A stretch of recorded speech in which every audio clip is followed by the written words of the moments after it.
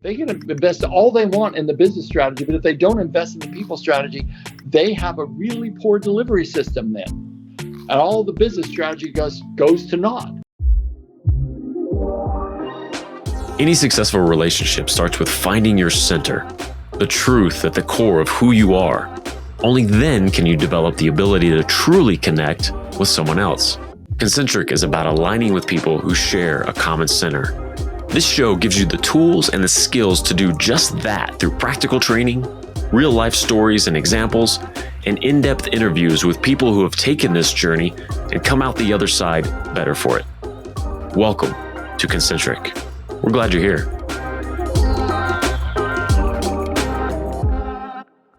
How's it going, everybody? Welcome to episode number 3 of Concentric. I'm really excited to bring this episode to you because we're digging deep into two big giant topics that I am so passionate about. Relationships, interactions, people, humans, all of that good stuff that this entire show is about, right? And how it applies to business, something else that I think is just amazing to dig into. It's why I have the other shows that I have digging into different business topics and business leaders. And I love the fact that now more than ever before, people are understanding how those two things come together, and they come together. They've always been like this, joined together. But before, I think it was way too common that, the humanity and the business go do a job. Those things were siloed.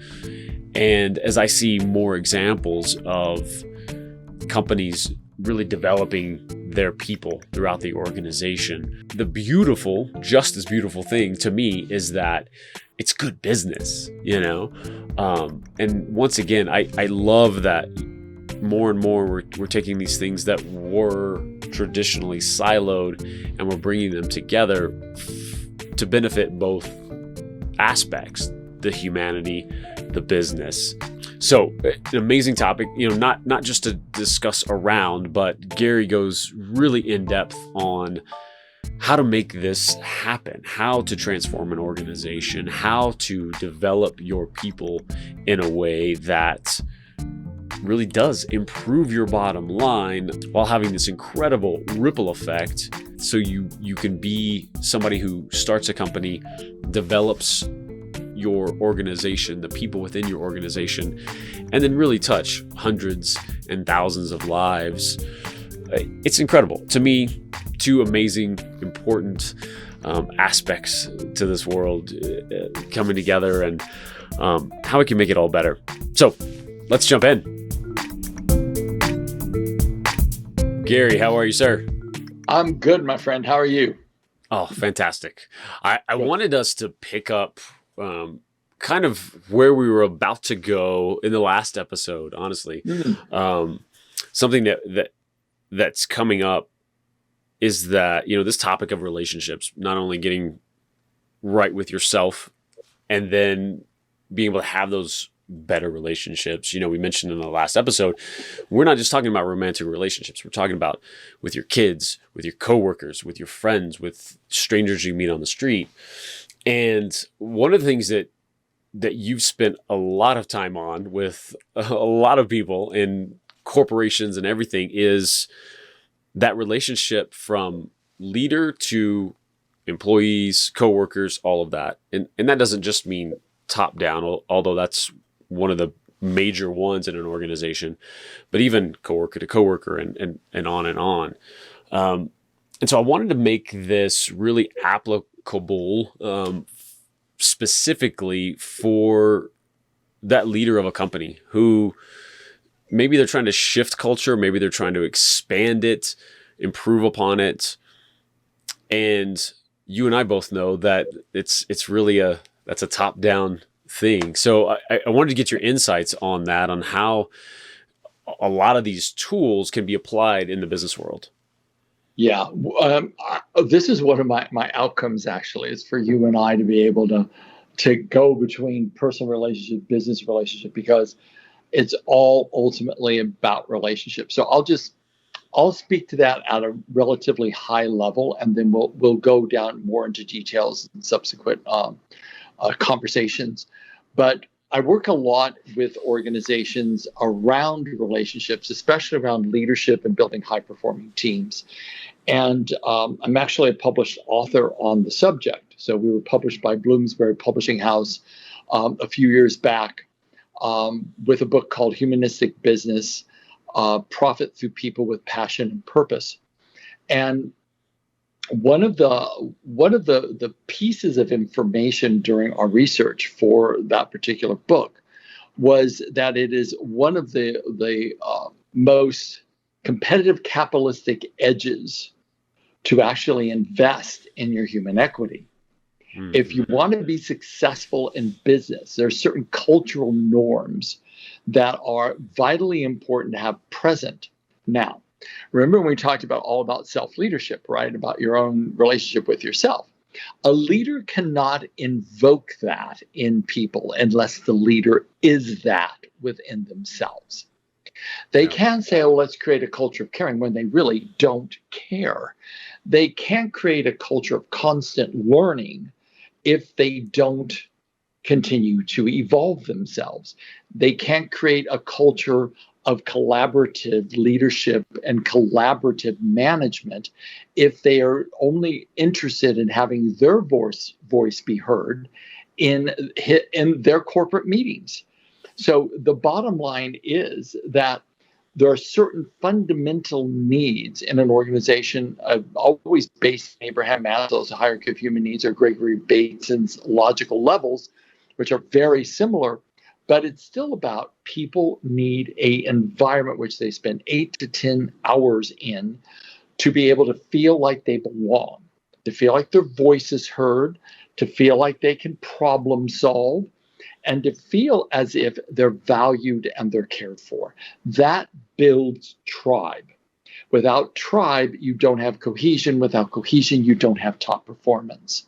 So it forevermore will come back to who the heck is the leader. And I find that many organizations will hire me to come in and work with one leader on an executive team that is out of step with the rest of them. My job is to go in and dig down and drill down into finding out what's going on interpersonally with that individual, and then begin to bring awareness to that individual about how far out of step they are with either the culture or the expected cultural norms of leadership within that organization.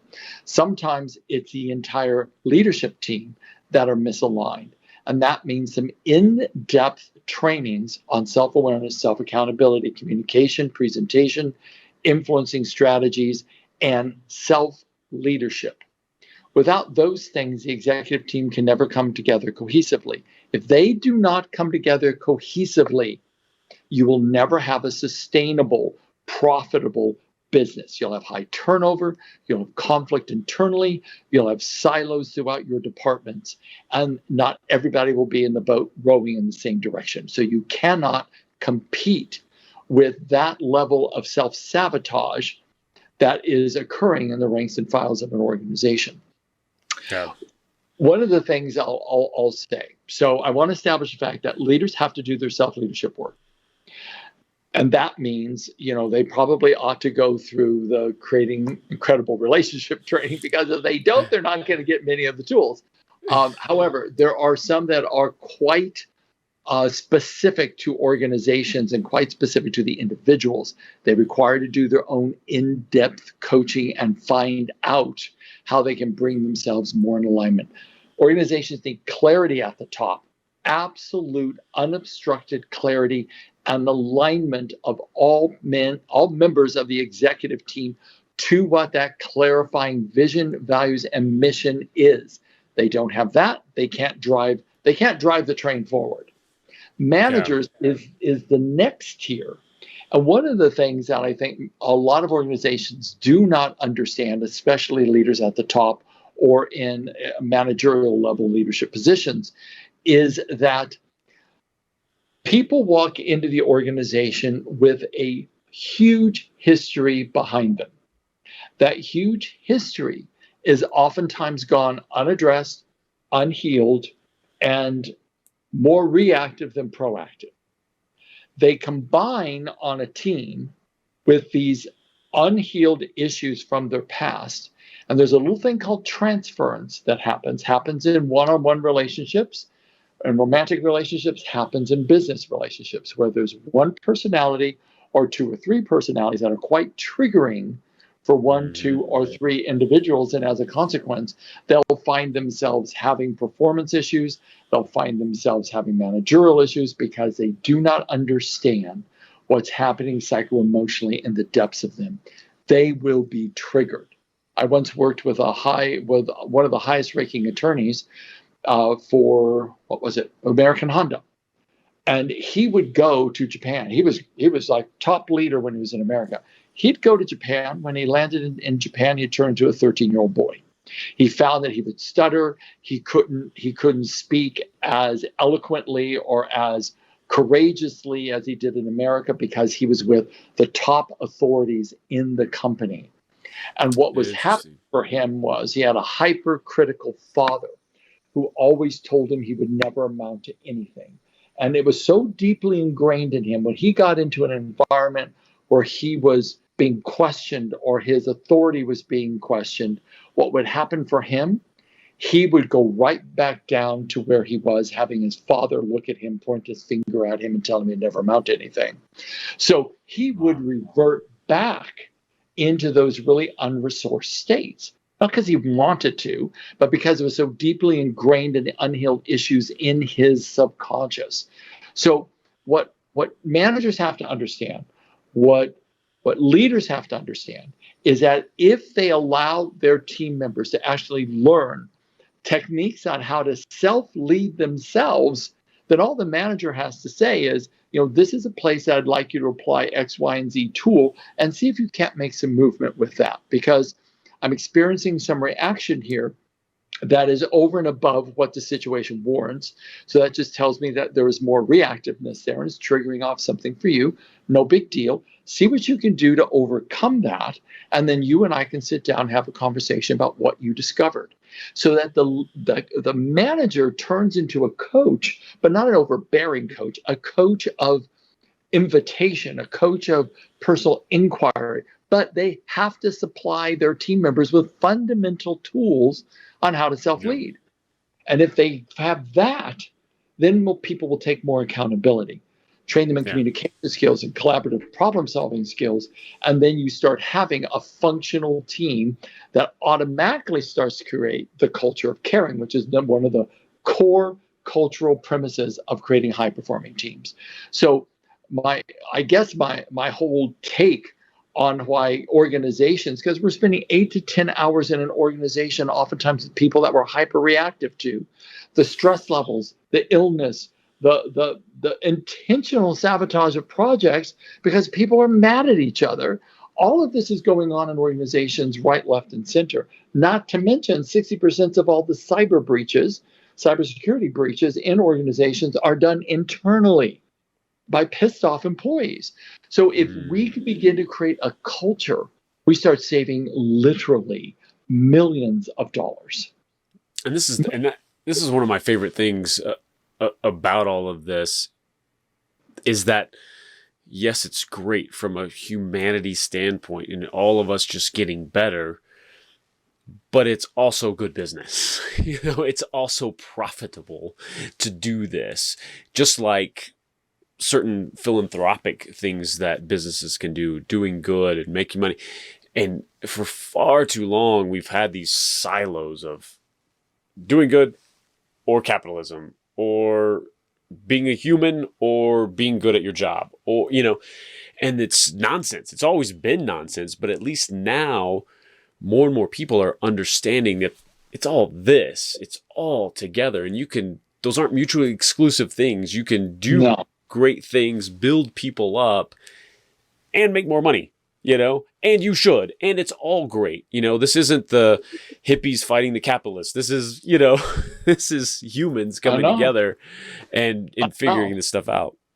It's really interesting. I know that most leaders I have personally coached, their business life will be very effective, but their personal lives will be a shambles because so much focus is on the organizational success, and that very little is left after all that energy and time and focus is spent on making their personal life, their marriages, their parenting a success with equal attention.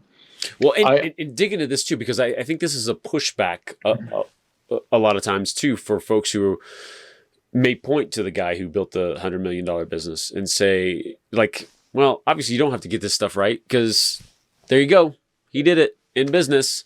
What's your response when you hear that sort of point of view? Well, there's lots of different types of successes, aren't there? Right. And at the end of the day, collecting shiny objects and having personal significance is wonderful, and it does not fulfill the soul. At the end of the day, what we have is oftentimes a bankrupt legacy, but we have a lot of shiny objects and people think we're great. But who is loving us unconditionally? Who have we assisted and built up? Who have we invested in, which is one of the greatest investments we can ever make, so that that person thrives in life and goes on to do greater things than you could do. All of these things, there's many different ways to be successful. So it's again, they're not mutually exclusive, right? No. Have the shiny objects. They're awesome. Do it. They're awesome. And get this other stuff right, because now you're really going to enjoy life. Yeah. I mean, personally, I like to live in beauty. I collect art. I do all that. I like to walk in and feel peace by surrounding myself with objects that I find beautiful, and it's fine. But I spend most of my time attempting to uplift other people, and that just adds to the overall feeling of fulfilling my soul's purpose, my legacy. I think it's really important. I will say this: I was down in Australia, and I had the great good fortune to present at Shell Oil's International Leadership Conference. So I was outside waiting to be brought in, and this guy came out. I didn't know who he was, and he said, "You're Gary Rodriguez." And I said, "Yes." He said, "Well, why don't you come in and just have a seat?" I said, No. I'll wait for my point person to come out and get me and bring me in when it's my time to present." He goes, "No, I insist. Come in." So I came in, I sat down, and they're doing what they're doing, for their presentations for Shell Oil, which was pretty impressive, actually. And this is a conference. This is a leadership conference. So these are top people of Shell from around the world, all in one spot. Right. And so then the guy who came out and got me got up on stage. And I didn't know who he was, but he was the CEO of Shell Oil Australia. And when he got up on stage, this is no joke. When he got up on stage, the entire room, you could hear a pin drop. There was an audible gasp of awe, adoration, love, respect, genuine. It was a genuine feeling that this person was adored by everyone in the room. And I kind of sat back and I looked at this going, whatever he's doing is absolutely in complete alignment with what the highest cultural norms of that company, at least at the top, is attempting to install, live, eat, and breathe. I found out later he was just about the epitome of every leadership quality that I wrote about in the book. I got done presenting. He got up on stage, hugged me, which I found was really weird, hugged me, looked at the audience and said, "This guy just presented the missing piece to every leadership training we've ever done at Shell Oil." Wow. And then he invited me to dinner at the executive team's table, like that night, which I went to. And he was this amazing leader that people truly adored. And when I look at how leaders influence, they influence through the depth of their humanity. They don't influence by how much they increase the portfolio, although that is vitally important because that's part of the job. But that wasn't the sole thing that they're remembered for. A company becomes so much more successful when they have a leader at the top that people will walk through fire to follow. Right. Not because they're forced to, because they not want because to. they're forced to, because they want to. When an organization sells, oftentimes up to 60% of the value of an organization during acquisition is who is the leaders. Mm-hmm. And are they staying as a transitional team? Who are they? How do they train? What's the relationship? How do we merge in seamlessly? I hope you're enjoying this episode. If you want to take a deep dive into the concepts Gary is talking about here and so much more, I've got something for you. From time to time on the show, you may hear us talk about Gary's course, Creating Incredible Relationships.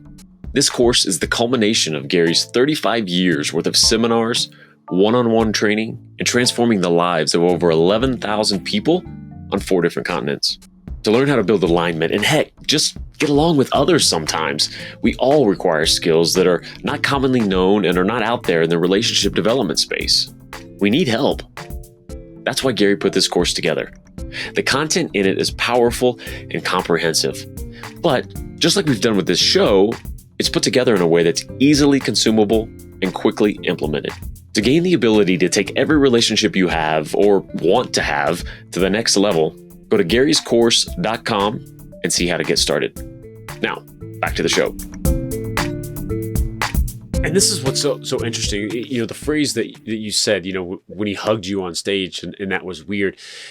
I know the content. I know where you're coming from with that. Not from some guys hugging you, but from that culture, a corporate culture, a corporate setting to that degree. For that to happen. An oil and gas company. You know? Exactly. That's the weird, and that's becoming, and that's what's fascinating with when you go in and what you teach, how you teach, this very heart-centered thing. I'm always amazed when corporate, we'll say corporate type, but just corporate people in corporations at high levels of these things, when they get it and they are realizing there's a humanity that they need to make sure is there in their corporation. And that's when someone calls you. That's when someone brings you in. Again, back to my earlier statement, for too long, it's been this, okay, here's business, here's being a human, right? And I'm just ecstatic every time I hear more and more corporations who are embracing that humanity and bringing those two things together. My sense is that if you are doing the right thing happens to you. It doesn't happen to you from the outside through your Facebook ads and your clever PR and your marketing, because all that may get a surface level introduction or a surface level inquiry, but what makes that inquiry turn into a long-term customer and client is the trust, the follow-through, and the performance of your teams in the engagement with your client. So the bottom line is you can win all kinds of contracts, but you can also destroy your reputation by the poor execution of those contracts. So therefore, the ability for the leader to own that what they want to be represented as the expression, because I do believe an organization is the expression of the leader, is that expression of their leadership style in the marketplace, then they need to show up like they've never shown up before, and they need to align a team around them that are of like minds, and they require to then have that be not a trickle down, but an infusion of education in the ranks and files of their organization, because a profit center of an organization is literally the relationship and the communication and the transference of the values emotionally between the customer and the team member. That's the profit center. If they can't have that trickle down or wash down and infuse itself in that team member, the team member will never be able to transfer the values, the mission, the vision of the organizational brand to the customer. And that's the only place it matters. 100%. And so for our tangible, actionable aspect to this, how when that leader has gotten things right and they've developed this vision, how do they put that in something that's not just this meaningless mission statement on the wall? How do they put this into action so that that person, every person throughout the organization knows what that alignment even is that they should be embodying? There's a whole series of trainings and educational curriculum on how to do that. That's why our book got published, because they were like, we want to write a process of how to install these kind of principles into an organization. But just really, really briefly, when I go in and work with a company, and I'm very selective who I work with, because I need them to be awake. I don't want to go in there and pull a camel through the eye of the needle. I'm not interested. I'm just not interested. I am willing to go in and work with people who are willing to transform themselves and transform their organization and enhance the culture. I don't go in there and I don't tell them about their business strategy. I go there and talk to them about their people strategy, which is where the strategy, business strategy, actually gets fueled and is executed by their people. They can invest all they want in the business strategy, but if they don't invest in the people strategy, they have a really poor delivery system then. And all the business strategy goes to naught. So the bottom line is those two need to work together. So I go in and work with the business strategy. I make sure that the executive team is aligned, vision, mission, and values. I make sure they understand each other through a variety of different assessments that I do and a variety of different trainings I do on self-leadership, mitigating unconscious bias, communication skills, influencing strategies, and people intelligence trainings. So That's at the very top. Managerial level, pretty much a very similar training sequence, but I also throw in being manager as coach. So I train the managers how to coach. I give the managers and HR a very specific process of being able to utilize psychometric assessments to make sure that they have a personal development strategy for every employee underneath each managerial's role in every department. So we do an assessment. We are able to actually analyze the highest performing 4 individuals in that job role. We condense their personality qualities into a psychometric algorithm. We measure every employee to that algorithm, shows where they're outside of it, where they're inside of it, and the areas of 7 different dimensions of personality that they're outside. The manager is trained on how to personally coach that individual on those particular aspects where they're outside that success pattern. The objective is to be able to help each employee build their performance up by doing very specific behavioral and attitudinal adjustments so that they come more into that algorithm of high performance for that job role. It also helps with selection, new candidates coming in. You're able to get a complete percentage of what candidate is going to be the highest percentage for that job role. That doesn't necessarily mean that you negate your subjective interviews or your background checks or all that. It all works together, but you need a data-based series of indicators of how that person's going to perform. And then that helps with promotions, with succession planning, and with development. So we can create a complete strategy for the entire organization on helping each person evolve themselves. And that is one of the primary cultural requirements of high-performing teams. that, first of all, they have a voice. Second of all, there's a personal development program in place. And second of all, they are seen, they are heard, and they can connect with their managers in a one-on-one basis. That's awesome. So that's what I do. We go. And I love that because it's quantifiable, right? It's taking all of this that we talk about on this show constantly, this humanness, this stuff that's a little intangible, and it makes it very tangible, and it makes those organizations be able to point to something, say, here's what we're working towards, right? Yep. It's well, for me, it's like, I think people spend so much time in an organization, in the four walls of an organization. I think for leaders of small, mid-size, and large organizations, they need to really come to this place of, what am I actually wanting to do in this position? Because they're in the position to influence literally thousands of people, not just their team members, but their team members based upon the culture that they've lived in for 6 to 8 to 10 hours a day for 5 days, sometimes 6 days, impacts them. They take that home, and that culture that they're impacted by at the workplace impacts their parenting, their relationship with their wife or their husband, and it creates this overall pervasive influence, either good or toxic, throughout a whole nother 3 to 5 to 10 people outside the organization.